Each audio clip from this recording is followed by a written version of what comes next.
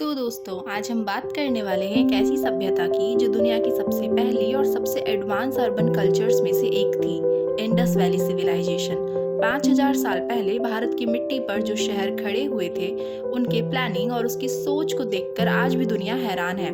आइए इस जर्नी को डिटेल में समझते हैं।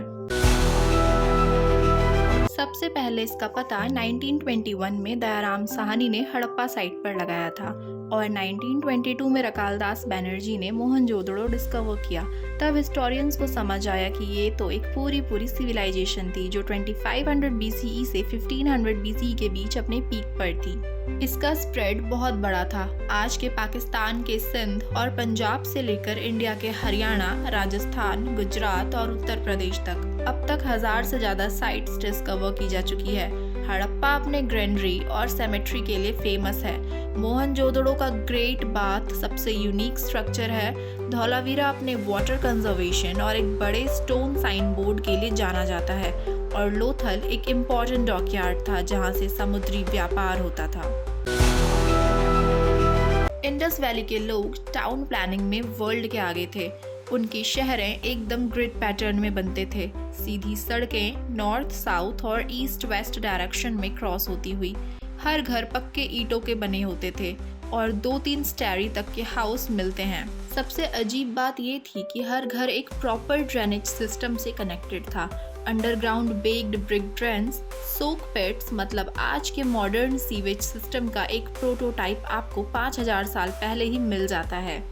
पब्लिक बिल्डिंग्स भी बनाई गई थी, जैसे हड़प्पा के ग्रेनरी, मोहनजोदड़ो का ग्रेट बाथ जिसमें लोग शायद रिलीजियस या सोशल बाथिंग करते थे, और असेंबली हॉल्स। शहर के ऊपर एक फोर्टिफाइड सिटाडेल होता था जिसमें पब्लिक और एडमिनिस्ट्रेटिव बिल्डिंग्स थी, और नीचे लोअर टाउन जिसमें आम लोग रहा करते थे।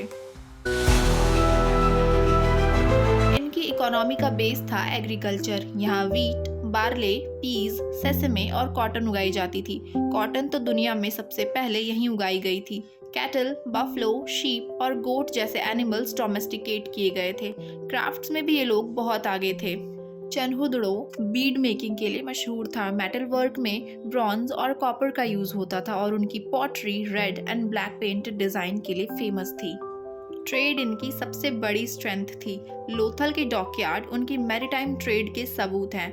इंडस के सील्स और वेटस मेसोपोटामिया, समर तक मिलते हैं, मतलब उनकी इंटरनेशनल ट्रेड भी स्ट्रॉन्ग थी। सील्स पर उन्होंने एनिमल्स और इंस्क्रिप्शन बनाई होती है जो ट्रेड के आइडेंटिटी मार्क थे। अब अगर आर्ट और कल्चर देखें तो ये लोग क्रिएटिविटी में भी बहुत आगे थे। ब्रॉन्ज की डांसिंग गर्ल स्टैचू आज भी उनके मेटल कास्टिंग स्किल्स के सिंबल हैं।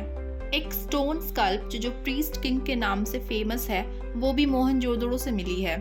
टेराकोटा टॉयज, कार्ड्स और एनिमल्स मिले हैं जो बताते हैं कि ये लोग अपने बच्चों के लिए टॉयज बनाते थे। ऑर्नामेंट्स और ब्रीड्स बनाना इनका शौक था। उनके स्टैंडाइज, वेट्स और मेजर भी मिलते हैं जो ट्रेड में यूज होते थे। पॉटरी पर उन्होंने रेड और ब्लैक पेंट से डिजाइन्स बनाए हुए हैं। और सबसे मिस्टीरियस बात उनकी स्क्रिप्ट, जो अब तक इंडस स्क्रिप्ट को डिकोड नहीं किया जा सका है। हर सील पर छोटे छोटे सिंबल्स लिखे हैं, लेकिन उनका मतलब आज तक एक पजल है। रिलीजन के बारे में हम कुछ हिंट्स उनके सील्स और फिगुरेंस से समझते हैं। एक सील पर एक फिगर बना हुआ है एनिमल्स के बीच, जिसे हिस्टोरियंस प्रोटो शिवा या पशुपतिनाथ कहते हैं। ये शायद शिवा के प्राचीन रूप थे। जैसे मेल फिगुरेंस मिलते हैं, वैसे ही मदर गॉडेस फिगुरेंस भी मिलती है जो फर्टिलिटी कल्ट को दिखाती है। सेक्रेड ट्रीज जैसे कि पीपल और एनिमल्स जैसे बुल और यूनिकॉर्न को शायद वर्शिप के लिए यूज किया जाता था। फायर ऑल्टर भी कालीबंगा और लोथल में मिलते हैं। सबसे इम्पॉर्टेंट बात, अब तक कोई टेम्पल या प्लेसेस नहीं मिले हैं। इससे लगता है कि ये लोग शायद नेचर वर्शिप थे और सोसाइटी एकदम इगैलिटेरियन थी। मतलब एक किंग या राजा के एविडेंस नहीं मिलते, शायद एडमिनिस्ट्रेशन, कमिटीज या काउंसिल के थ्रू होता था। लेकिन फिर ये महान सभ्यता धीरे धीरे गिरने लगी। 1500 BCE तक सिटीज खाली हो गई। आखिर क्यों हुआ ऐसा? इसके कुछ थ्योरीज हैं। एक थ्योरी कहती है कि सरस्वती रिवर सूख गई थी और इंडस का रूट बदल गया, जिस वजह से पानी की कमी हो गई। कुछ जगह फ्लड्स भी एविडेंस देते हैं। क्लाइमेट चेंज और ड्राउट भी एक रीजन था। एक और थ्योरी है आर्यन इन्वेजन की, कि आर्यंस ने इंडस के लोगों को हरा दिया, लेकिन ये थ्योरी अब काफ़ी डिबेट में है और मोस्ट हिस्टोरियंस नेचुरल फैक्टर्स को ही मेन रीज़न मानते हैं। मतलब एक ही दिन में ख़त्म नहीं हुआ, बल्कि धीरे धीरे डिक्लाइन हुआ। तो दोस्तों, इंडस वैली सिविलाइजेशन सिर्फ एक आर्कियोलॉजिकल डिस्कवरी नहीं है, ये भारत के इतिहास का फाउंडेशन है। Town planning, sanitation, trade, art, religion, इन सब की जड़ हम यहाँ देखते हैं। आज जब हम अपने मॉडर्न सिटीज़ देखते हैं तो सोच पाते हैं कि 5000 साल पहले के लोग कितने ऑर्गेनाइज्ड और विजनरी थे। इंडस वैली सिविलाइजेशन हमें ये सिखाती है कि सभ्यता सिर्फ बिल्डिंग्स और शहरों का नाम नहीं है, ये डिसिप्लिन, क्रिएटिविटी और एक ऑर्गेनाइज्ड सोसाइटी का सिंबल है, और ये ही भारत की सबसे बड़ी ताकत है। तो दोस्तों, ये थी एक detailed journey Indus valley civilization की, जो भारत की सबसे पहली और सबसे एडवांस्ड अर्बन सभ्यता रही है।